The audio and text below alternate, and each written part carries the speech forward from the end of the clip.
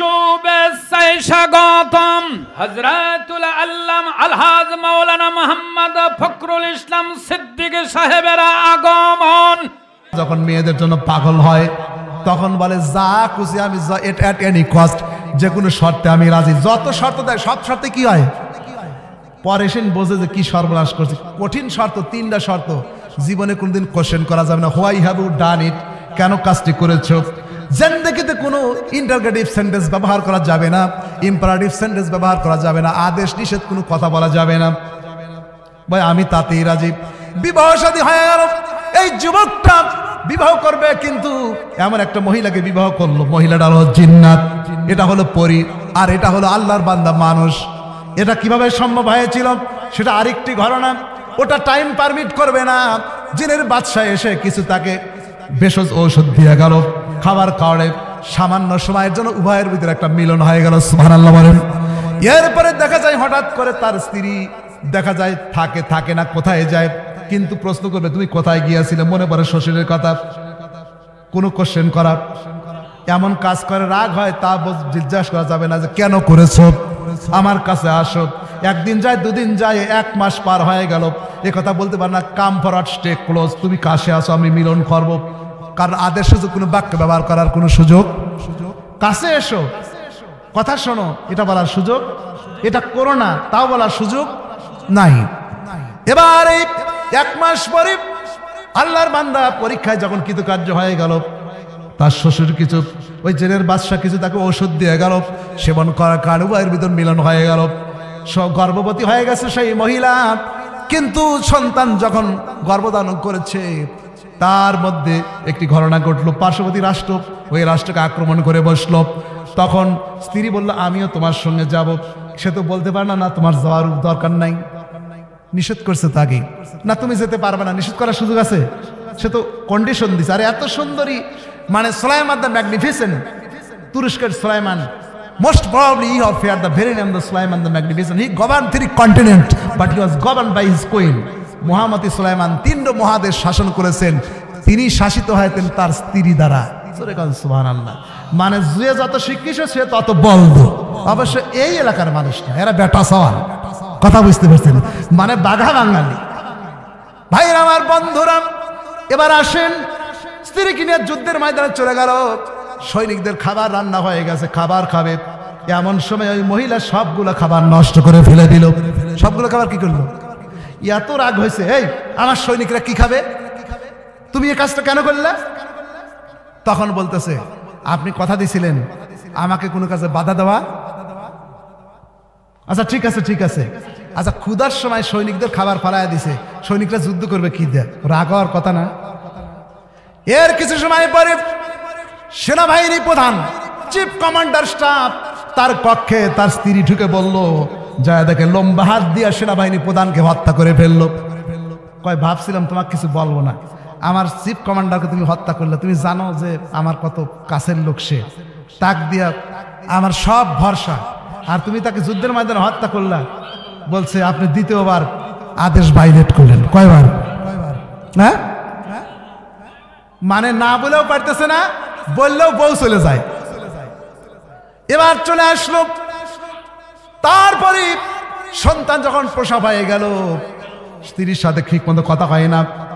প্রসব হওয়ার পরে একদিন খেয়াল করে দেখে স্বামীর কাছ থেকে ছোট্ট বাচ্চাকে নিয়ে তার স্ত্রী চলে যাচ্ছে।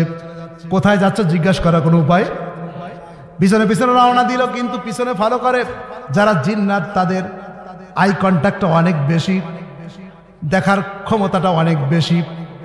স্ত্রী বুঝতে পারছে কিন্তু কিছু বলছে না। যা দেখে এক জায়গায় আগুন জ্বলছে পাহাড়ের নিচে, সেই ছোট্ট শিশু সন্তানকে আগুনের মধ্যে ফেলে দিল। সন্তানকে যখন আগুনের ভিতর ফেলে দিয়েছে, ঔরজ্জার সন্তান, কন্যা সন্তানকে, তখন বলল বিবি রে তুমি সুন্দরী, তোমার প্রতি আমি দুর্বল, তুমি আমার রাষ্ট্রপ্রধান, আমার সেনাপ্রধানকে হত্যা করেছো, জিহাদের ময়দানে খাদ্য নষ্ট করেছো, আমি সহ্য করেছি, আমার একমাত্র কন্যা সন্তানকে তুমি আগুনে ফেলে দিলা, আমি আর সহ্য করব না, তোমার সঙ্গে আমার আর শেষ মোকাবেলা হবে। এবার ডাকতে বলো this is the high time of our separation, তোমার সঙ্গে আমার সম্পর্ক শেষ হয়ে গেছে। আল্লাহর বান্দি বলেন আপনি আমাকে পরামর্শ দিন। ওরা বলল ম্যাডাম আমাদের সৈন্য আছে, আমাদের এরকম অস্ত্র আছে, আমাদের ক্ষেপণাস্ত্র আছে, আমরা কিসে কম, আমরা যুদ্ধ করব। এই কথা বলার পরে আল্লাহর বান্দি বিলকিস তখন বলল, আমার পরিষদবর্গ, আমার অভিজ্ঞতা হলো কোনো বাদশাহ যখন কোনো রাষ্ট্র আর একটা রাষ্ট্রকে যদি আক্রমণ করে, যেই রাষ্ট্র হেরে যায় সেই রাষ্ট্রের ভিতর যারা সম্মানিত ব্যক্তি তারা লাঞ্ছিত হয়, তাদেরকে হত্যা করা হয়। আমাদের দেশ যখন স্বাধীনতার যুদ্ধের সময়, মুক্তিযুদ্ধের সময়, এই দেশ যখন মহান মুক্তিযুদ্ধের সময়, আমরা যদিও ছোট ছিলাম, বই পুস্তকে এবং মুরব্বীদের কাছ থেকে যতটুকু জানতে পেরেছি, ওই সময় হাজার হাজার মা বোন তাদের সম্ভ্রম হারাইছে, ঠিক কিনা বলেন? ওই সময় জ্ঞানীগুলি মানুষকে হত্যা করা হয়েছে, রাষ্ট্রের ব্রিজগুলো স্থাপনাগুলোকে ধ্বংস করা হয়েছে। ইউক্রেনের যুদ্ধ হচ্ছে, রাশিয়ার যুদ্ধ হচ্ছে, লক্ষ কোটি কোটি দামের গাড়িগুলো বাড়িগুলো ধ্বংস হয়ে যাচ্ছে। আবার দেখবেন ফিলিস্তিনে যুদ্ধ হচ্ছে, প্যালেস্টাইনে যুদ্ধ হচ্ছে, লেবানন ইয়ামেনে যুদ্ধ হচ্ছে, সিরিয়াতে যুদ্ধ হলো, গোটা সিরিয়া এখন বিধ্বস্ত নগরী। সুতরাং নারীদেরকে বন্দী করা হয়। আপনারা দেখেছেন সিরিয়ার মধ্যে যখন আসাদ সরকার পালিয়ে গেল, এমনও নারী বের হয়েছেন 36 বছর পরে, 14 বছর পরে, তারা বলল দেশ যে স্বাধীন হয়েছে এটা বুঝতে পারি নাই, আজ দীর্ঘদিন যাবত আমি অনেকগুলো বাচ্চার আমি মা হয়েছি, আমি জানি না আমার সন্তানের বাবাকে। যারা বলেন ঠিক কোনা? এই মহিলা বললেন, আমি যদি ধরা পড়ে যাই আর আমার সৈনিকরা যদি পরাজিত হয়ে যায়, আমাদের রাষ্ট্রকে ধ্বংস করা হবে, বরং আমি বাজার দেখতে চাই ওটা আল্লাহর কয় নাম্বারের পয়গম্বর। আবদুহু ওয়া রাসূলুহু الذي أرسله بالحق بشيرا ونذيرا وداعيا إلى الله بإذنه وسراجا منيرا فقد قال الله تعالى في كلامه المجيد وفرقانه الحميد: أعوذ بالله من الشيطان الرجيم. بسم الله الرحمن الرحيم. إن الله وملائكته يصلون على النبي يا أيها الذين آمنوا صلوا عليه وسلموا تسليما. اللهم মুআজ্জাজ মুহতারাম হাজিরিন, আল্লাহ পাক এই কোরআনুল কারীমের মধ্যে এমন কিছু বিষয় মানুষকে শিখাইছেন যেটা মানুষ গবেষণা করে পাবে না, যেটি আল্লাহ জানানোর কারণেই জানা সম্ভব। যেমন মাটির নিচে কবরে যে কি হবে, কোনো বিজ্ঞান কি এটা গবেষণা করে পাবে? মৃত্যুর সময় আমাদের যে রুহটা, আমাদের দেহের মধ্যে রুহ আছে না, দুনিয়ার কোনো বিজ্ঞান আল্ট্রাসাউন্ডার করে, আল্ট্রাসনোগ্রাম করে, ইসিজি করে, এক্স রে করে কখনো কি দেখাতে পেরেছে যে রুহুটা কেমন দেখা যায়? কেউ দেখাতে পেরেছে? কোনো মেশিনে কি রুহুর কেউ ওজন করতে পেরেছে? কিন্তু এই রুহুটা আছে না নাই? রুহু আছে, অথচ পৃথিবীর সকল বিজ্ঞান প্রচেষ্টা করে এই রুহুর এক্সিস্টিং, এটা যে আছে এটা প্রমাণ করেছে, কিন্তু এটি দেখতে কেমন, এটা ভিজিবল কিনা আজও পর্যন্ত কোনো এর ছবি দেখাতে কেউ পারে নাই। তো এরকম অদৃশ্য জিনিস যেগুলো দেখা যায় না, দেখার মতো শক্তি মানুষের চোখের নাই, পঞ্চ ইন্দ্রিয় দিয়ে যেগুলোকে আয়ত্ত করা যায় না, এটাকে রিভেলড নলেজ বলে, ওহির জ্ঞান বলে, প্রত্যাদেশের নলেজ বলে। আর চোখ দিয়ে দেখে, কান দিয়ে শুনে, হাত দিয়ে স্পর্শ করে, পঞ্চ ইন্দ্রিয় দিয়ে যেটা অর্জন করা যায় এটাকে অ্যাকোয়ার্ড নলেজ বলে, মানে অর্জিত জ্ঞান। এই অর্জিত জ্ঞানটা হলো সীমিত এবং ইনকমপ্লিট, আর ওহির জ্ঞান হচ্ছে কমপ্লিট, পরিপূর্ণ জ্ঞান, যেটা কেউ জানে না, সেই জ্ঞানটা ওহির মাধ্যমে জানা যায়। সুতরাং প্রকৃতপক্ষে ওহির জ্ঞানই হচ্ছে বিশুদ্ধ এবং পরিপূর্ণ জ্ঞান। আর সেই ওহিটা হচ্ছে দুই প্রকার: ওহিয়ে মাতলু, যেটি জিবরাইল আমিন তেলাওয়াত করেছেন, আল কোরআনু, হুয়া কিতাবুল্লাহ আল মুনাজ্জালু আলার রাসূল আল মাকতুব ফিল মাসাহিবে নাকলাল মুতাওয়াতিরান বিলা শুবহাতিন। সুতরাং এটি হচ্ছে সেই কোরআনুল কারীম। আর আল্লাহরই ওহির কথাই রাসূল করিম সাল্লাল্লাহু আলাইহি ওয়াসাল্লাম যিনি তার পবিত্র জবানে বলেছেন, আল্লাহর পাকের ওহির সামারি এবং সাবস্ট্যান্ড, এটি হচ্ছে গায়রে মাতলুব। তো এখানে এমন কিছু বিষয় আছে যে ওহির জ্ঞান ছাড়া পৃথিবীর কারোর পক্ষে জানা সম্ভব না। যেমন মনে করুন, এই টেবিলের নিচে কোনো যদি কীট পতঙ্গ এখন থেকে থাকে, আমরা কি চোখ দিয়ে উপরে দেখে বুঝতে পারবো? তাহলে একটু বলুন তো, আমাদের যে চোখের আইসাইট, চোখের যে পাওয়ার, আমাদের চোখের যে পাওয়ার, এই কাঠের 1 ইঞ্চি পুরো এইটাকে ভেদ করে নিচে কি আছে আমাদের চোখটা দেখতে পায় না। এই মাইকের আওয়াজ ধরুন 1 মাইল দূর থেকে শোনা যাচ্ছে, 5 মাইল দূর থেকে কি শোনা যাবে? শোনা যাবে না। এই পর্দার আড়ালে কি আছে আমাদের চোখ কি দেখতে পারবে? তাহলে আমাদের কানের শক্তি সীমিত, চোখের শক্তি সীমিত। আবার যা দেখি যা শুনি, যিনি বলেন যিনি শোনেন, উভয়ই ভুল বলেন ভুল শোনেন, কারণ আমরা কেউ ভুলের ঊর্ধ্বে না। কিন্তু শুধুমাত্র মান ক্বালা বিহি সাদাকা, যিনি এই কোরআন দিয়ে কথা বলেন তিনি একমাত্র সত্য কথা বলেন। ওয়া মান হাকামা বিহি আদালা, আর এই কোরআন দিয়ে যিনি বিচার করেন তিনি ন্যায় বিচার করেন। আর কোরআনের উপর যিনি আমল করেন তিনি পুরস্কৃত হবেন। কথা বুঝতে পেরেছেন? দুনিয়াতে নবী রাসূল পাঠিয়েছেন, এক একটি নবীর এক একটি বৈশিষ্ট্য দিয়ে পাঠিয়েছেন। পৃথিবীতে একজন নবীকে পাঠাইছিলেন, তিনি পৃথিবীর সবচেয়ে বড় ডাক্তার। সেই নবীর নাম কি? একজন নবী আসছিলেন, আজও পর্যন্ত উনি যে চিকিৎসা দিয়ে গেছে, পৃথিবীর সকল ডাক্তাররা এক হয়েও ওনার 1 লক্ষ ভাগের 1 ভাগও কৃতিত্ব দেখাতে পারবে না। কিন্তু আল্লাহ ওনাকে সেই জিনিসটা দিয়েছিলেন, একজন পয়গম্বরকে। বহু ওয়াজ তো শুনি, একটু আমাদের একটু ফিডব্যাক নেওয়া দরকার। সকালবেলা হুজুর খুব ভালো ওয়াজ করেছেন, জুলাইখা বেটাসাল না মিয়াসাল এইটা তো জানি না, মানে এই জাতীয় ওয়াজ বলারও দরকার নাই, শোনারও দরকার নাই। যেটা শুনবো আর বলবো, যেটা আমরা বুঝতে পারি, কি বলেন? তাহলে একজন নবীকে আল্লাহ পাক ডাক্তার বানাইছিলেন, যেই ডাক্তার তামাম পৃথিবীর সকল ডাক্তার এক হয়। Doctor kills more than the cure, doctor যে পরিমাণ রোগীকে আরোগ্য দান করেছে তার চেয়ে মেরেছে বেশি। কথা বুঝতে পেরেছেন? সুতরাং যাই হোক, আমি আপনাদের সহযোগিতা করছি। আল্লাহ এক একজন নবীকে এক একটি বৈশিষ্ট্য দিয়েছেন। যেই নবীকে আল্লাহ ডাক্তার হিসেবে পাঠাইছিলেন এবং অন্য অন্য অসংখ্য মুজিজা এবং অলৌকিক ক্ষমতা তার হাতে আল্লাহ দিয়েছিলেন, তবে ডাক্তারি বিদ্যা তার হাতে ছিল। তিনি হলেন হযরত ঈসা আলাইহিস সালাম। তিনি ছিলেন কি? যেমন ধরুন, ডাক্তার রোগীর চোখের চিকিৎসা করে। রোগীর চোখের চিকিৎসা করতে আপনি যদি ডাক্তারের কাছে যান, চোখের ডাক্তারের কাছে, আপনি যদি বলেন আমার চোখের চিকিৎসা দরকার, অপারেশন দরকার, গেলেই কি সাথে সাথে অপারেশন করবে? আপনাকে 2-1 ড্রপ দিবে না, ওষুধ দিবে না, আপনার ডায়াবেটিস আছে কিনা, প্রেশার আছে কিনা, হার্টে অন্য কোনো সমস্যা আছে কিনা পরীক্ষা করবে, নাকি এমনি অস্ত্র চালাই দিবে? পরীক্ষা করবে। তারপরে কিছু টাকা পয়সা খরচ হবে না, সময় লাগবে না? তাহলে দুনিয়ার ডাক্তাররা অপারেশন করতে গেলে, যে কোনো অপারেশন করতে গেলে পরীক্ষা নিরীক্ষা করে আপনার 2-4-50,000 টাকা খরচ করানোর পর শিওর সার্টেন হয়ে অপারেশন করতেছে। আর ঈসা আলাইহিস সালাম যখন পয়গম্বর হয়ে আসছিলেন, তখন সেই যুগের মানুষ বলল, তুমি যে আল্লাহর পয়গম্বর কিভাবে বুঝবো? তখন তিনি বললেন যে আমি রব্বুল আলামিনের পক্ষ থেকে এসেছি, তো তোমরা কি দেখতে চাও?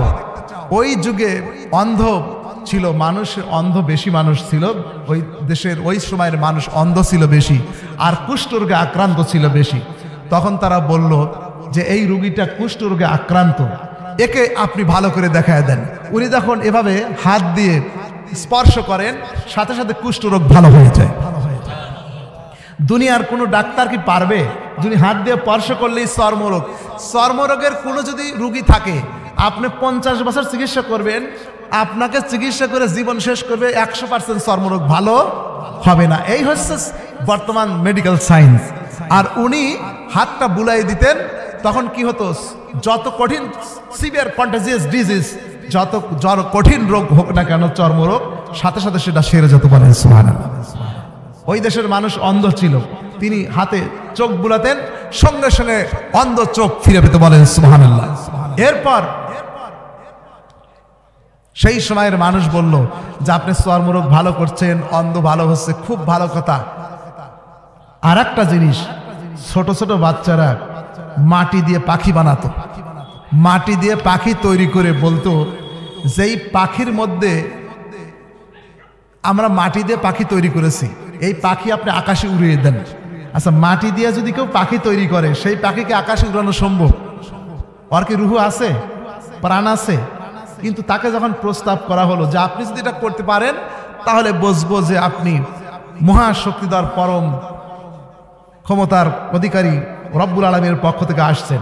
উনি তখন ফু দিতেন মাটির পাখিতে, মাটির পাখি জিন্দা হয়া ওর ভিতর রুহু তৈরি করে দিতেন, আল্লাহ আকাশে উঠতে থাকতো, বলেন সুবহানাল্লাহ। মুআজ্জাজ হাজিরিন, তারপরেও তাদের কলিজা ঠান্ডা হলো না। তারা চিন্তা করলো যে এমন একটা প্রস্তাব দেব যেটা এই ব্যক্তি কোনোদিনই পারবে। বলল সবই ঠিক আছে, আপনি মরা মানুষ তাজা করে দেখায় দেন। এটা কি সম্ভব? মরা মানুষ কি করা লাগবে? কিন্তু উনি নবী কার নবী? আল্লাহর ক্ষমতা কি কম না বেশি? আল্লাহ স্বয়ং সম্পূর্ণ, সুবহানাল্লাহ বলেন। তো আল্লাহর যেহেতু পয়গম্বর, উনি অন্ধদের ভালো করেন, কুষ্ঠরোগী ভালো করেন। এখন বলল যে আপনি মুর্দাকে জিন্দা করেন। উনি বলতেন কুম্বি ইজনিল্লাহ, আল্লাহর হুকুমে জিন্দা হও। দলে দলে মুর্দারা জিন্দা হচ্ছে, বলেন সুবহানাল্লাহ। তখন ওরা বলল যে এইটা তো আল্লাহর বেটা ছাড়া কিছুই না, নাউযুবিল্লাহ বলেন। ওয়াকালাতিন নাসারা ঈসা ইবনুল্লাহ, এটা হচ্ছে আল্লাহর বেটা, তাছাড়া এটা সম্ভব না। মানে বুঝতে বুঝতে বেশি বুঝলো, জোরে বলেন নাউযুবিল্লাহ।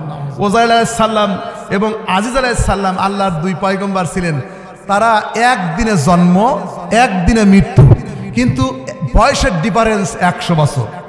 ইহুদিরা আল্লাহ রাসূলকে কোনোভাবে আটকাতে পারে না। জাদুকর বলে, তবুও মানুষ তার কাছে যায়। জ্যোতিষী বলে, মানুষ তার কাছে যায়। তারপরে তাকে এরকম করে কবি বলে, বিভিন্ন অপবাদ দিচ্ছে। কিন্তু রাসূলকে কখনো চরিত্রহীন, মিথ্যাবাদী কাফেররা বলতো না। তারা বলতো আল আমিন, আস-সাদিকুল মাসদুক। কিন্তু লোকটা জাদুকর, রাজুলাম মাসউরা।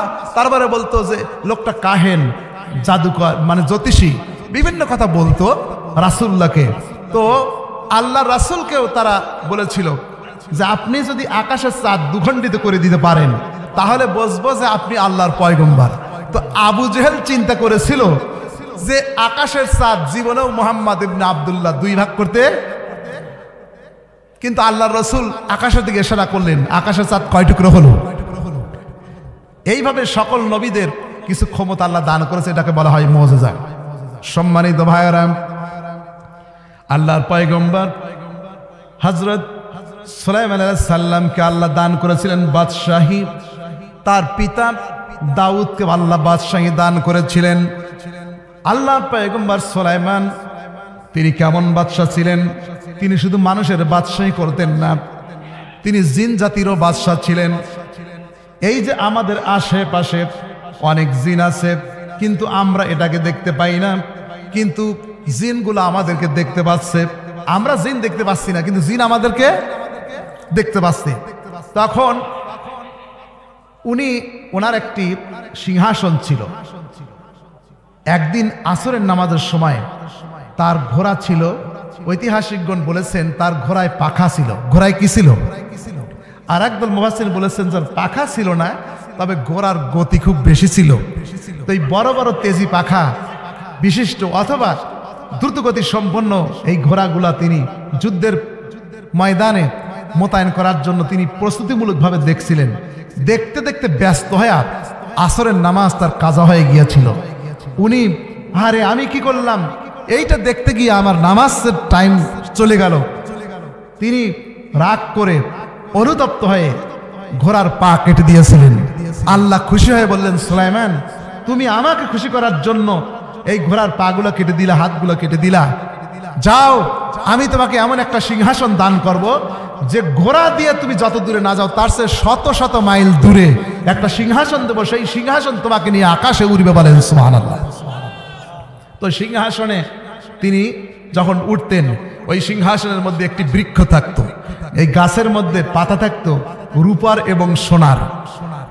গাছের পাতা ছিল কিসের? রূপার এবং সোনার।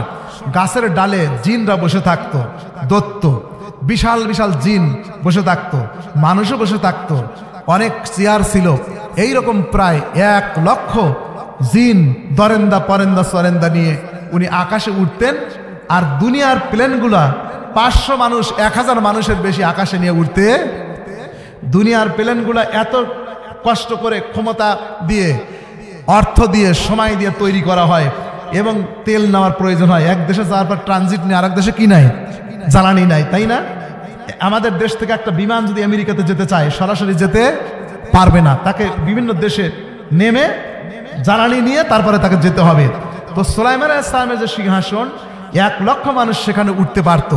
আর সেটা তিনি যে আকাশে যে উঠতেন, উনি ইচ্ছা করতেন পূর্ব দিকে, পশ্চিম দিকে, উত্তর দক্ষিণ, যেমন ইশারা করতেন তেমন যেতেন। কোনো স্টার্ট দেওয়ার প্রয়োজন হতো না, কোনো তেল লাগতো না, কোনো জ্বালানি লাগতো না, বিদ্যুৎ লাগতো না। এটি আল্লাহর হুকুমে তার ইশারায় আকাশে উঠতো। সকালে যদি উঠতো 1 মাসের রাস্তা অতিক্রম করতে পারেন, সুবহানাল্লাহ। উনি প্রস্তুতি নিচ্ছে, এমন সময় তার দরবারে সব কিছু রেডি। হঠাৎ দেখে একটি জিনিস তার কাছে নেই। সেটি হচ্ছে কি? ওয়াতাফাক্কাদাত তায়রা فقال ما لي لا أرى الهدهد أم كان من الغائبين।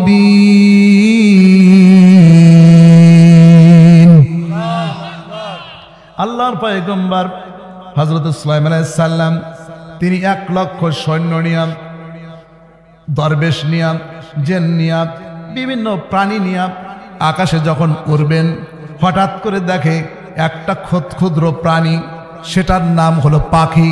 পাখিটির নাম হলো হুদহুদ। আল্লাহ পাখির নাম কোরআনে কারিমে বলেছেন। এই পাখিটা অত্যন্ত ক্ষুদ্র পাখি ছিল, কিন্তু এই পাখির কাম হলো এটাকে স্পাইসার লাইটের মতো এটা গোয়েন্দাগিরি করত। যত বড় গোয়েন্দা আমাদের দেশে ডিজিএফআই আছে, এনএসআই আছে না নাই? ডিজিএফআই এনএসআই যে কাজগুলো করত স্পাইসার লাইটের মতো, ওই পাখিটা তামাম দুনিয়ার সকল গোয়েন্দাদের প্রধান গোয়েন্দা হিসেবে আল্লাহর পয়গম্বর সুলাইমানকে সাহায্য করত। সুবহানাল্লাহ বলুন।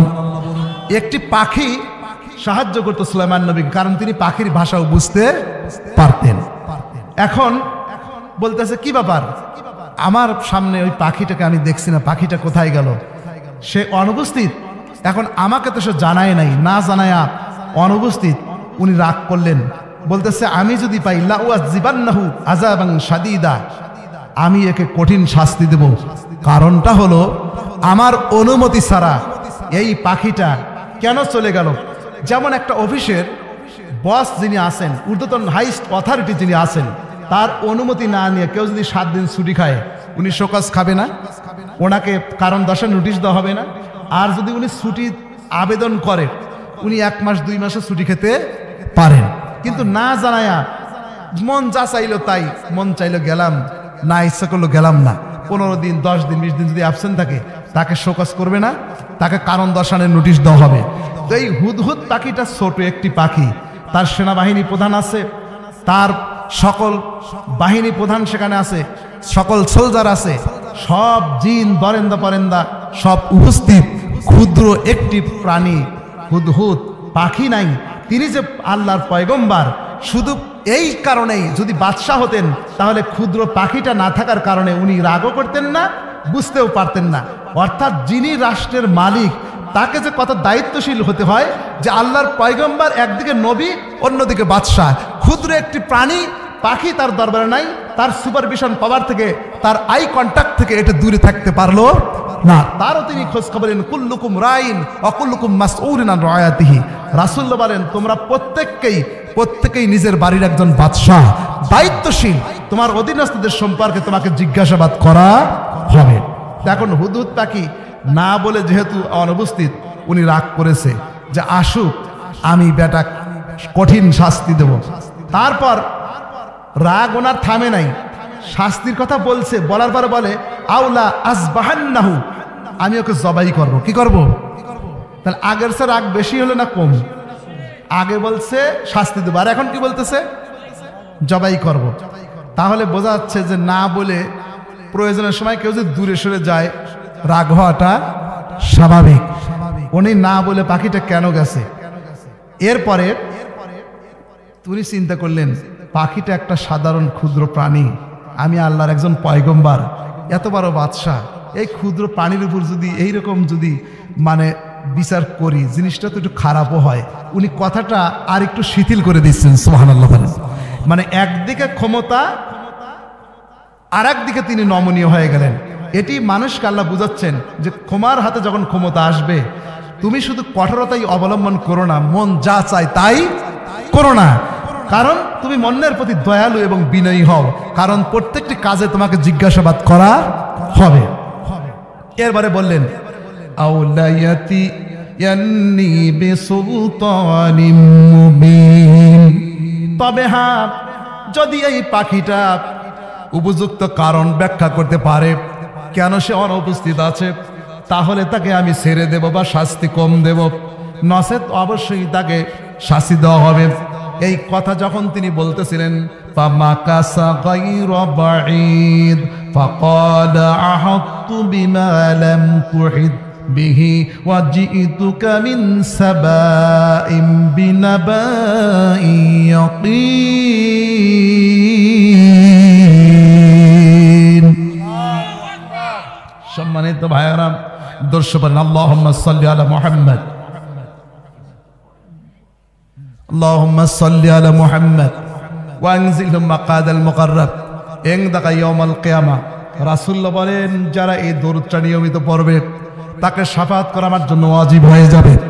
আল্লাহুম্মা সাল্লি আলা মুহাম্মদ ওয়া আনজিলহু মাকাদাল মুকাররাব ওয়া ফি রাতিন মাকাদাকাল মুকাররাব ইনদাকা ইয়াউমাল কিয়ামা ওয়াজাবাত লাহু শাফাতি ওয়া ফি রাতিন হাল্লাত লাহু শাফাতি। রাসূলুল্লাহ বলেন সেই লোকটাকে শাফাত করা আমার জন্য ওয়াজিব হয়ে যাবে। আমার ভাইরা, আমার বন্ধুরা, এই কথা তিনি কেবল বলেছেন, এমন সময় কিছু সময়ে অতিক্রম হয়েছে, হঠাৎ করে ওই পাখিটা তার সামনে এসে হাজির হয়ে গেল। যে পাখিকে তিনি শাস্তি দিবেন, জবাই করতে চেয়েছেন, সেই হুদুদ তাকে কি করলো, তার সামনে এসে পাখি এসে বলতেছে আল্লাহর পয়গম্বর গোশতাকি মাফ করবেন, আমি আপনাকে একটি খবর দেব। কি দেব? আমি আপনাকে একটি খবর দেব, এমন একটি খবর দেব যে আপনি যেটি আমি জেনেছি, আপনি যে এত বড় বাদশাহ, আপনি যে আল্লাহর পয়গম্বর, আমার বিশ্বাস এই সংবাদটা আপনি নিজে জানেন। এত বড় যে আপনি বাদশাহ, আপনি যে এত বড় পয়গম্বর, আমি এমন একটি বিষয় জানি যেটি আপনি বাদশাহ হয়েও খবরটা জানেন। এতে বোঝা যায় যে একজন মানুষ যতই ক্ষমতার অধিকারী হোক, কিছু কিছু বিষয় সে নাও জানতে পারে, আবার তার চাইতেও কম জ্ঞানী, কম শিক্ষিত, কম বয়সের লোকের কাছে এমন কিছু এলেম বিদ্যা থাকতে পারে যেটা জ্ঞানী লোকের কাছে নাও থাকতে পারে। Nobody can expect to know everything. একজন মানুষ সব কিছু জানার গর্ব করতে পারে না, কারণ জ্ঞান সীমিত। সুতরাং আমা উতিতু মিনাল ইলমি ইল্লা কালিলা, মানুষকে খুব সামান্য জ্ঞান দান করা হয়েছে। কথা শেষ হয়ে গেল। এবার বলতেছে নবীকে যখন এই কথা বলল যে আপনি আল্লাহর পয়গম্বর এবং বাদশাহ, এমন একটা সংবাদ আপনাকে আমি দেব যা আপনি জানেন না। বাদশার যে রাগ হয়েছিল, রাগটা এখন একটু কমে গেল না? বলে কি আমি বাদশাহ হয়া আল্লাহর নবী হয়া জানি না, আর একটা সামান্য পাখি সেই বলতেছে যে এমন একটা সংবাদ দেব যা আপনি যেটা জানেন। তখন তিনি বললেন যে কি সংবাদ দিবা বলো।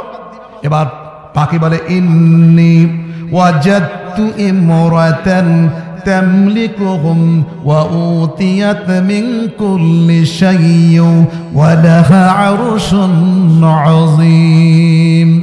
আল্লাহর পয়গম্বর, আমি সামনে আমি এমন একটি জিনিস আমি দেখেছি। আমি উঠতেছিলাম, আপনার পাশে একটি রাষ্ট্র আছে, সেই রাষ্ট্রের নাম সাবা।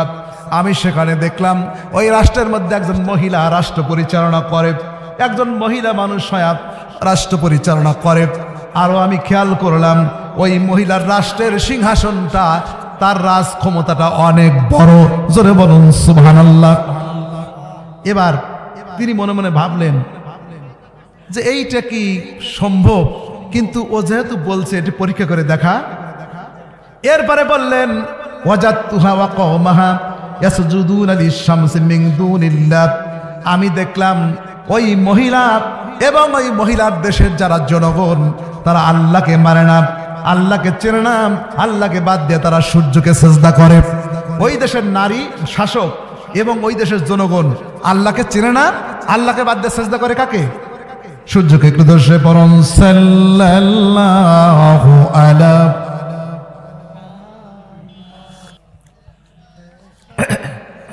হাসর হবে তামার জমিন, বলবে সবাই পানি পানি, আপনি বিনে পানি দেবার সাধ্য কারো নাই। সাল্লাল্লাহু আলা মুহাম্মদ সাল্লাল্লাহু আলাইহি সাল্লাল্লাহু আলা মুহাম্মদ। আল্লাহ নবী বললেন, তুমি যে কথা বলতেছো তোমার কথা সত্য না মিথ্যা আমি পরীক্ষা করব। তোমার কথা সত্যও হতে পারে, মিথ্যাও। এ দ্বারা বোঝা যায় যখন কেউ কোনো তথ্য সংবাদ পরিবেশন করে সেইটি সত্য না মিথ্যা পরীক্ষা করার আগে মন্তব্য করা ঠিক। রাসূল বলেন, কাফা বিল মারই কাযিবান আইয়ুহাদ্দিসা বিকুল্লি মা সামিয়া। একটি মানুষ মিথ্যা কথা বলার জন্য, মিথ্যাবাদী সাব্যস্ত হওয়ার জন্য এতটুকুই যথেষ্ট, যা শোনে তাই আরেকজনকে বলে। যখন কেউ কোনো তথ্য পরিবেশন করবে ওটা যাচাই বাছাই না করে অন্যজনকে বলা যাবে না। তখন তিনি বললেন, আমি একটু দেখতে চাই তুমি সত্য বলছো না মিথ্যা বলছো। ক্বালা সানানজুর আসাদাকতা আম কুনতা মিনাল কাযিবিন ইযহাব বিকিতাবি হাযা ফালকিহি ইলাইহিম সুম্মা তাওয়াল্লা আনহুম ফানজুর মাযা ইয়ারজিউন। তখন তিনি বললেন, ঠিক আছে আমি একটা চিঠি লিখে দেব। দেখেন, পাখির সাথে কথা বলা দুনিয়ার কোনো মানুষের পক্ষে কি সম্ভব? কিন্তু আল্লাহর পয়গম্বর কেমন পয়গম্বর, তিনি কথা বলছেন পাখির সঙ্গে, আবার সে কি কথা বলেছেন আল্লাহ কোরআনে উঠাই দিতে পারেন। সুবহানাল্লাহ। নাটক, সিনেমায়, উপন্যাসে এই সমস্ত দেবদেবীর কাহিনী, পাখির কথা বলা, এটি কাল্পনিক, এর মধ্যে কোনো বাস্তব অথেন্টিক কোনো সোর্স নাই।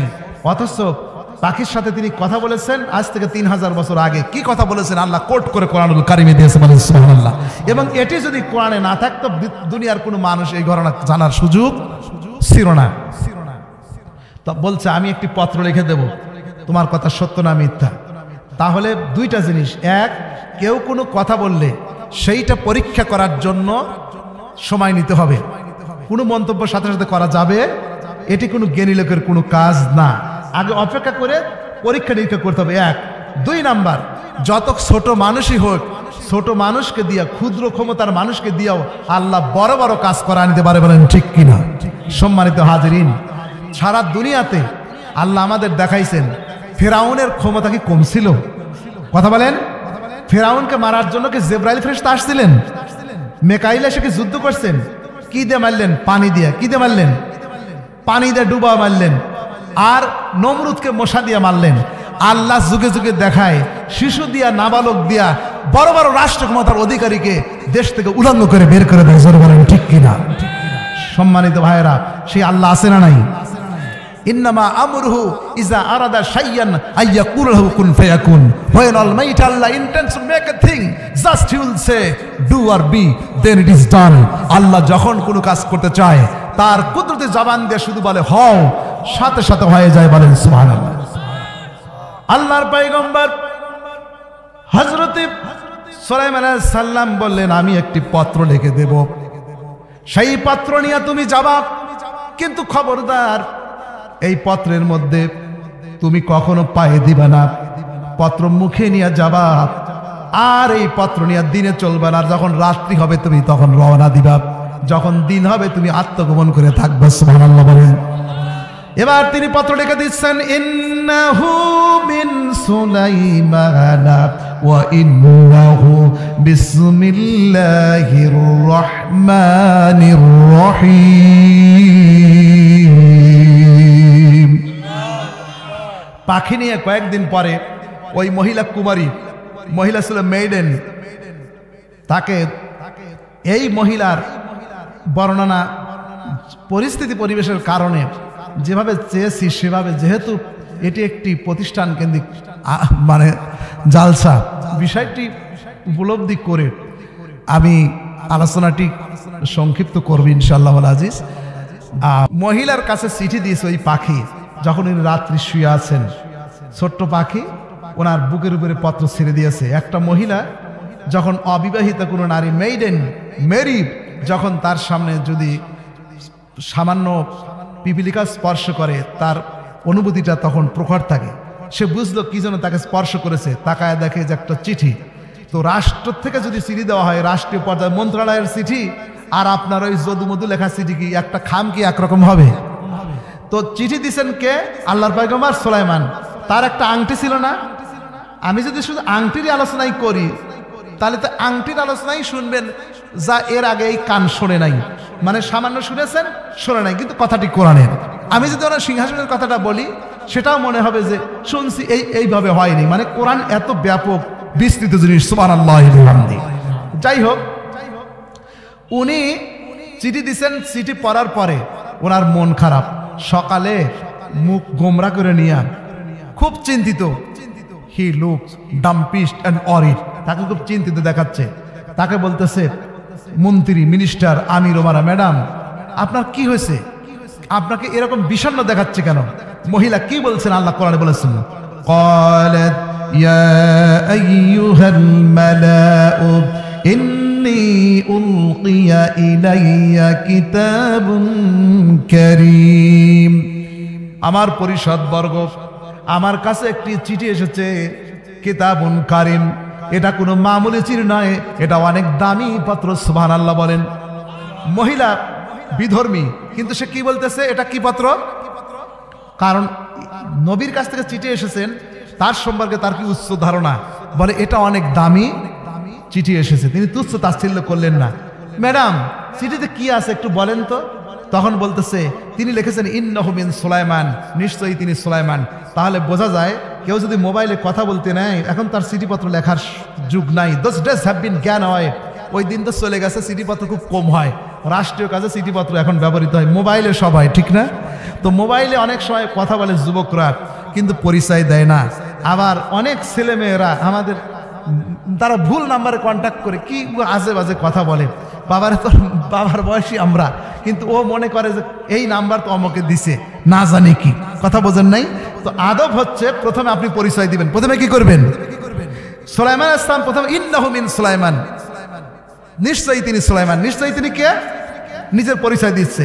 তারপরে তিনি কি বুঝলেন? ওয়া ইন্নাহু বিসমিল্লাহির রহমানির রহিম। আর যখন মুসলমান কোনো কাজ করবে আল্লাহর নামে শুরু করবে, সুবহানাল্লাহি ওয়া বিহামদিহি। এটি আদব। আপনি কথা বলার সময় বিসমিল্লাহ বলবেন, পড়াশোনা করার সময় বিসমিল্লাহ বললেন, তারপরে সালাম দেওয়া এবং নিজের পরিচয় দেওয়া। চিঠির ভিতর সেই আদব তিনি শিষ্টাচার শিখিয়ে দিলেন, সুবহানাল্লাহি ওয়া বিহামদিহি। তখন বলতেছেন, ম্যাডাম আর কিছু আছে? কয় হ্যাঁ, আল্লাহ তাআলু আলাইয়া ওয়া তুনি মুসলিমিন।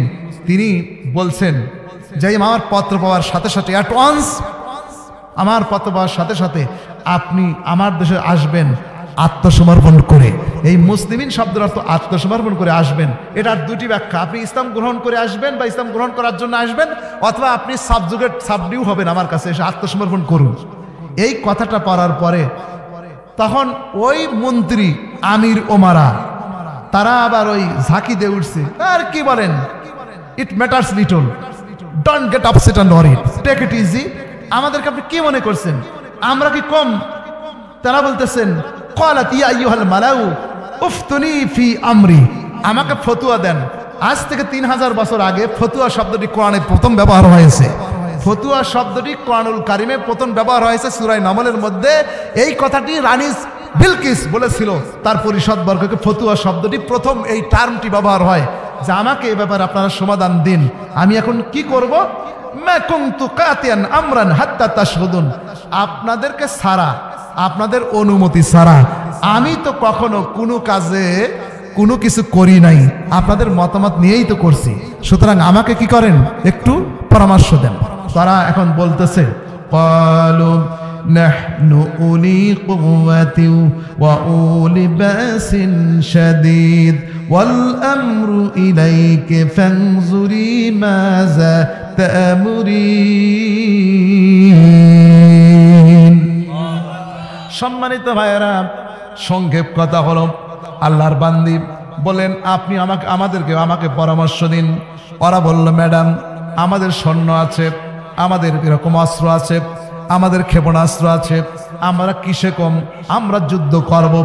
এই কথা বলার পরে আল্লাহর বান্দি বিলকিস তখন বলল, আমার পরিষদ বর্গ, আমার অভিজ্ঞতা হলো কোনো বাদশাহ যখন কোনো রাষ্ট্র আর একটা রাষ্ট্রকে যদি আক্রমণ করে, যেই রাষ্ট্র হেরে যায় সেই রাষ্ট্রের ভিতর যারা সম্মানিত ব্যক্তি তারা লাঞ্ছিত হয়, তাদেরকে হত্যা করা হয়।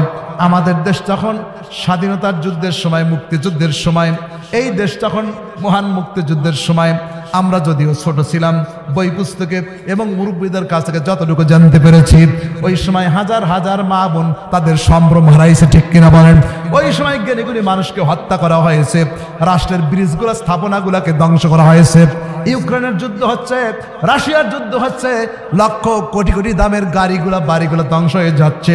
আবার দেখবেন ফিলিস্তিনে যুদ্ধ হচ্ছে, প্যালেস্টাইনে যুদ্ধ হচ্ছে, লেবানন ইয়ামেনে যুদ্ধ হচ্ছে, সিরিয়াতে যুদ্ধ হলো, গোটা সিরিয়া এখন বিধ্বস্ত নগরী। সুতরাং নারীদেরকে বন্দী করা হয়। আপনারা দেখেছেন সিরিয়ার মধ্যে যখন আসাদ সরকার পালিয়ে গেল, এমনও নারী বের হয়েছেন 36 বছর পরে, 14 বছর পরে, তারা বলল দেশ যে স্বাধীন হয়েছে এটা বুঝতে পারি নাই, আজ দীর্ঘদিন যাবত আমি অনেকগুলো বাচ্চার আমি মা হয়েছি, আমি জানি না আমার সন্তানের বাবাকে। যারা বলেন ঠিক কোনা? এই মহিলা বললেন, আমি যদি ধরা পড়ে যাই আর আমার সৈনিকরা যদি পরাজিত হয়ে যায়, আমাদের রাষ্ট্রকে ধ্বংস করা হবে। বরং আমি বাজার দেখতে চাই ওটা আল্লাহর কয় নাম্বারের পয়গম্বর, ওটা আল্লাহর কয় নাম্বারের। তাহলে বোঝা যায় পয়গম্বরের নাম্বারও আছে, নকল পয়গম্বরও আছে। সেটা কি রকম? ওই ফেরাউন বেয়াদবি করতে করতে যখন বলল আমি খোদা, সে হামানকে বলল, হামান বন্ধু, আমার আজকে 60 বছর সময়ের মধ্যে পাতলা পায়খানা হয় নাই, চোখে ব্যথা নাই, মাথা ব্যথা নাই, কোনো ট্রাবল নাই, বিগত 60 বছর পার হয়ে গেছে, তো আমার এরকম হচ্ছে কেন? তখন ফেরাউনকে পাম দিয়া ওই হামান বলতেছে, বন্ধু তুমি তো আসলে জানো না, তুমি তো মানুষ না, আমি কি? তুমি হলো খোদা, তুমি হলো ভগবান। জোরে খান নাউজুবিল্লাহ। তাই নাকি? ও দিল পাম। ফুটবল তো শোনেন, when football conceive year it become inflated. Football যখন বাতাস গ্রহণ করে ও তখন ফোলে। ও তখন কি হয়? ফুটবলে পাম দিলে ও ফোলে না? আচ্ছা, ও যখন ফোলে ওর ভাগ্যে কি জোটে? লাত্তি জোটে। তো পাম দিছে, ও হয়ে গেছে খাম। বলছে তাই তো, আমি তো খোদা। যখন খোদাই দাবি করছে, যিনি আসল খোদা তিনি বসে থাকবেন? আল্লাহ রাব্বুল আমিন রাগ করে 12,000 বছরের মধ্যে বাহারে কুলসুমের পানি কখনো শুকায় না, বাহারে কুলসুমের পানি আল্লাহ শুকায় দিলেন। লোকেরা বলল পানি নাই, চাষাবাদ করব কিভাবে? পান করার কোনো পানি নাই, গোসলের পানি নাই, হাহাকার শুরু হয়ে গেল। এবার আল্লাহ রাব্বুল আমিনের যখন ইন্না বাদশা রাব্বিকাল আসাদিদ, আল্লাহ যখন ধরে, শক্ত করে ধরে, ঠিক কিনা বলুন? এবার পানি শুকিয়ে গেছে, ফেরাউন চিন্তায় পড়ে গেল। ইবলিস শয়তান মনে মনে ভাবলো যে আমার বন্ধু বড় একটা দুরাচার জালিম, এই জালেম যদি থাকে আলেমদের জেল হবে, আলেমরা গুম হবে, আলেমদের ফাঁসি হবে, ইসলাম নির্বাসিত হবে, নাচ হবে, গাছ হবে, দর্শন হবে, দেশ জাহান্নামে যাবে। সুতরাং এই জালেমটা ক্ষমতায় রাখা দরকার। প্রত্যেক জালেমের একজন সাহায্যকারী রাষ্ট্র থাকে কি থাকে না বলেন? সব সাহায্যকারী রাষ্ট্র থাকে, বন্ধু থাকে। আল্লাহ কয় যখন বিপদ আসে ওই জালেম শাসককে সাহায্য করার জন্য আর কেউ আগায় না, ঠিক কিনা বলেন? সম্মানিত ভাইয়েরা, আমার বন্ধুরা, ইবলিস শয়তান ভাবলো আমার বন্ধু যদি উইকেটটা পড়ে যায় তাহলে তো অন্যায় কাজ করতে পারবে না। শয়তান বিশাল পাগড়ি পরে, আবা পরে ওয়াসগবি রহমাতুল্লাহ আলাইহি সেজে শয়তান গভীর রাতে ফেরাউনের রাজ দরবার অন্দর মহলে হাজির। ফেরাউন বলল কে মান আনতা? শয়তান বলল মান আনতা, তুমি কে? এবার ফেরাউন বলল আনা রব্বুকুমুল আলা, আমি হলাম বড় খোদা। তখন ফেরাউনকে ধিক্কার দিয়ে ইবলিস বলল যে তোমার যদি লজ্জা থাকে এই কথা তুমি বলতে না, কারণ হলো তুমি যদি খোদাই হবা জনগণকে কেন পানি দিতে? পানি দাও। কয় কবি এখানেই নীরব, আমি সবই পারি, পানি দিতে পারছি না। তো কয় ঠিক আছে, তোমারে যদি পানি দেই তোমার কেমন হবে? কয় পানি দিলে আরো 61 সাল পর্যন্ত ক্ষমতায় থাকবো। জোরে খান নাউজুবিল্লাহ। এইবার যদি কাম হয়ে যায় তাহলে আমাকে আর ক্ষমতার থেকে নেওয়ার কোনো সুযোগ? আর একবার বলতে ঠিক আছে, সুযোগ দিলাম। ইবলিস শয়তান বলল আমার একটা শর্ত আছে। কয় কি শয়তান? কি শর্ত? বলল শর্ত হলো যে তুমি যে খোদা হইছো, তোমার কি নবী আছে? ফেরাউন কয় যে আমি তো একা একা খোদা হচ্ছি, আমার তো কোনো নবী, আমার মতো দুই একটা ব্যাককিল থাকলি না নবী হবি। কথা বোঝেন? শয়তান নিজেও বোঝে, ডিভিল নেভার ডাই, শয়তান নিজেও বোঝে যে সে শয়তান। তখন বলতেছে যে আমি যদি তুমি নবী হই তোমার অসুবিধা আছে? কয় না অসুবিধা, you are my newly appointed apostle, তুমি আমার পয়গম্বর। কয় পানি পাওয়া যাবে? কয় কবে? কয় সকালেই পাবার। ও হটলাইন সব ইবলিশ শয়তানকে কানেকশন লাগায় দিল। মুহূর্তের ভিতর মানুষের চাইতে শয়তানের সংখ্যা সর্বাবস্থায় 10 গুণ বেশি। কথাটি মনে, ফর ইউর কাইন্ড ইনফরমেশন, মানুষের চাইতে শয়তানের সংখ্যা 10 গুণ বেশি। কয় গুণ? এই সব ইবলিশ এক হলো। এক হওয়ার পর বলতেছে বস এত জরুরি তলব, আমরা স্ত্রী তালাক দেওয়াচ্ছিলাম, গুম খুম নির্যাতন ফাঁসি মিথ্যা সাক্ষী, আমরা হত্যা দর্শন লুটতারা সুদ ঘুষ জেনাবে বিচার বাদ্য বাজনা দিয়ে সয়লাভ করে দিছি। কয় রাখো তোমার এসব কথা, গুরুত্বপূর্ণ কাজ করতে হবে। আমার যে বন্ধু, সেই বন্ধু হলো ফেরাউন। ফেরাউনের যদি ক্ষমতা চলে যায় তোমাদের এই কাজ করার আর সুযোগ থাকবে না। ওই শয়তান যদি থাকে তোমরা যদি ছুটি নাও তাও চলবি। ওই আগ গোড়ায় পানি ঢালতে হবে। কি করতে হবে? বলে বাহারে কুলসুমের পানি শুকায় গেছে, আসল আল্লাহ টান দিছে। আমাদের করণীয় কি? পানি শুকায় গেছে, আমাদের কাজ শ্যালো মেশিন স্টার্ট করো। কি করো? সব শয়তান দ্বারা পেশাব করে দিল। সকালবেলা সকল শয়তান পেশাব করার কারণে বুক পানি হয়ে গেল, গলা পানি হয়ে গেল। লোকেরা খুশি হয়ে গেল, বাপরে বাপ ফেরাউনের মতো খোদাই হয় না, পানিও দিতে পারে, আর তো কিছুই নাই, কোনো বেড়া সাল মিয়া সাল হয় না, আর মোর্দা জেন্দা হয় না, যা কয় তাই হয়। মানুষের মধ্যে ইমান নষ্ট হওয়ার অবস্থা, যেটা কয় সেইটাই হয়। বাপ রে বাপ, এটা জীবনেও ক্ষমতার থেকে যাবে না। আল্লাহ কয় আমি যখন ধরবো 1 সেকেন্ডের সময় সে পাবে। ভাইরা আমার বন্ধুরা, লোকজন পানি নিছে, কিন্তু 3 দিন পরে 4 দিন পরে পানি দিয়ে টক টপ আইমটা গন্ধ, ভিটখালি গন্ধ। জিজ্ঞেস করে চাচা পানি নিছেন? কয় জম্মের নেওয়া নিছি। কয় পানির কি অবস্থা? কয় যে গুও ফেল। কি ফেল? অধর্মেরই ধর্মবোধ হবে কি কখনো, অধর্মেরই ধর্মবোধ কয়লা দুধে দুলে যাবে কি তার রং, কয়লা দুধে দুলে। ছাগলকে বুঝাও যদি বলো কানে কানে, যায় না ছাগল হাজির বাগানে, তবু খাইছেলাতের দোষে যাবে সেইখানে। ঠিক কিনা বলেন? কুকুরকে খাওয়াও যদি ঘি কোরমা পোলোয়াত, কুকুরকে খাওয়াও যদি ঘি কোরমা পোলোয়াত, তবু খাইছেলাতের দোষে মল পাইলে সারবে না। অধর্মেরই ধর্মবোধ। ঠিক কিনা বলুন? সম্মানিত ভাইরা আমার বন্ধুরা, এবার ফেরাউন, লোকেরা বলল আগের খোদাই ভালো। ফেরাউনের পানিতে গন্ধ, গন্ধালা খোদা চাই না, গন্ধালা খোদা তাই ভালো ছিল। কিন্তু আসল যে আর যে মিস্টার ইবলিস, ও তো চেনে না যে এইটা ইবলিশ শয়তান। তো ইবলিশ শয়তানকে না চেনার কারণে পাগড়ি দেখে ভুলে গেছে। আমাদের বাবা আদম আলাইহিস সালাম ইবলিসকে না চিনা বেহেশত থেকে চলে আসলো, আবার না চিনলে যা হয়। যাই হোক, এবার এই শয়তানের ধোকায় পড়ে ফেরাউন শেষ পর্যন্ত এমন পানি খাইল, জনগণের শয়তানের পেশাব করল। এবার কয় এই বেটা, তোর জন্য এমন পানি পেলাম যে আমার এখন খোদাগিরি যায়। কয় ইফ ইউ ডোন্ট মাইন্ড, যদি কিছু মনে না করো, তোমার মতো নকল খোদা আর আমার মতো নকল পয়গম্বর এর চাইতে কত ভালো। আমার আল্লাহ সলিড, পানিও সলিড, সুতরাং তুমি 2 নাম্বার আর আমিও 2 নাম্বার। এর চেয়ে ভালো পানি পাওয়ার কোনো উপায়? আমি ভাইয়েরা বন্ধুরা 5টা মিনিটের মধ্যে আলোচনাটা আমি সংক্ষিপ্ত পরিসরে নিয়ে আসবো। আল্লাহর এই বান্দি যেই মহিলাকে দেখেছিলেন, এই মহিলা কোনো সাধারণ মহিলা নয়। এই মহিলার বাবা ছিল একটা রাজপুত্র। এই রাজপুত্র দীর্ঘদিন স্বপ্ন দেখে, স্বপ্নের ভিতরে একটা নীলপরি তার সামনে আসে, আবার হঠাৎ করে নীলপরিটা উধাও হয়ে যায়। এই সুন্দরী মহিলাকে দেখে শারদীয় সপ্তমীতে শক্ত ভক্তভূমি অধিষ্ঠাতা নিত্য যৌবনা আয়াতলোচনা পান্না সুরান পরিজাত সদৃশ্য অত্যন্ত সুন্দরী পরীকে দেখার পর এই যুবকটা পাগল, কিন্তু কোথায় সেই পরীকে খুঁজে পায় না। খুঁজতে খুঁজতে একদিন দেখলো বিশাল সাগরের মধ্যে, স্বপ্নের ভিতর দেখে এই পরীটা ডানা কেটে হঠাৎ করে জলের ভিতর ভাসতেছে। স্বপ্ন ভেঙে গেল। তারপরে বের হলো সেই সমুদ্রের সন্ধানে। খুঁজতে খুঁজতে আল্লাহর বান্দার হঠাৎ করে স্বপ্নের ভিতর দেখে ফেললো, যাকে দেখে তার সঙ্গে তার সাক্ষাৎ হয়ে গেল। সংক্ষেপ কথা হলো, বিবাহ শাদী হয়ে যাবে। বিবাহ শাদী করেছে, কিন্তু বিবাহ শাদী করার পরে আর দেখে দুইটি বড় সাপ, একটা সাপ আর একটা সাপকে আঘাত করলো। বড় সাপ ছোট সাপকে হত্যা করে ফেললো।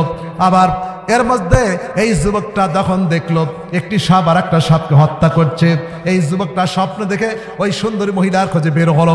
জঙ্গলের ভিতর দেখে বিশাল সাপ আর একটা সাপকে হত্যা করে ফেলছে। পাথর হাতে নিয়ে আঘাত করার সঙ্গে সঙ্গে বড় সাপটি মারা গেল। তখন ছোট সাপটি অদৃশ্য হয়ে গেল। রাত্রি ঘুমিয়ে আসে, হঠাৎ করে একটা বিশাল দৈত্যের মতো চেহারা করে হাজির হয়ে গেল। ভয়ে ভীত বিহ্বল হয়ে বললাম, যুবক তুমি ভয় করো না, তুমি আমাকে চেনো না। কিছু সময় আগে, একটু সময় আগে একটি সাপকে তুমি হত্যা করেছো। ওটা ছিল একদম জালেম, ওটা হলো আমার মন্ত্রী। আমি ছিলাম দেশের বাদশাহ, আমি জিন্দের বাদশাহ। আমাকে হত্যা করার জন্য আমার উজির আমার পিছনে নিয়েছে। তুমি তাকে হত্যা করেছো, আমি এসেছি, আমি ঋণী থাকতে চাই না। তুমি বলো আমার কাছে তুমি কি পুরস্কার চাও, তোমাকে আমি পুরস্কৃত করব। এই যুবকটি বললেন, আমি কোনো পুরস্কার চাই না, কারণ আপনাকে দেখে আমি ভয় পেয়ে যাচ্ছি।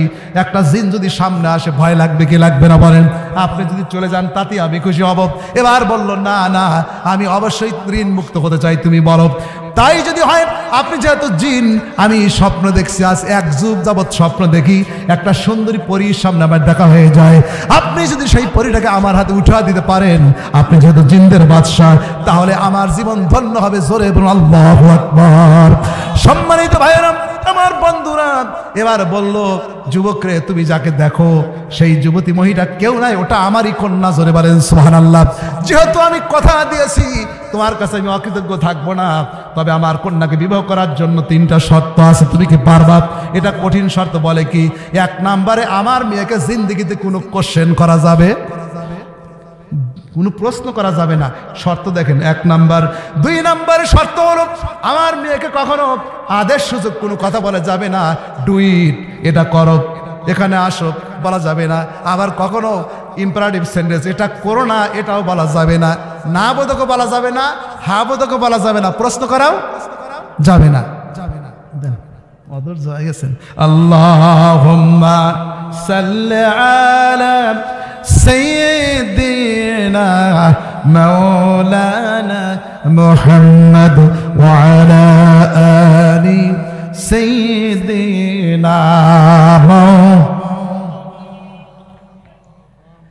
এবার বিবাহের সময় যে 3টা কঠিন শর্ত দিল, যুবকরা যখন মেয়েদের জন্য পাগল হয় তখন বলে, যা খুশি আমি, এট এনি কস্ট, যে কোনো শর্তে আমি রাজি। যত শর্ত দেয় সব শর্তে কি হয়?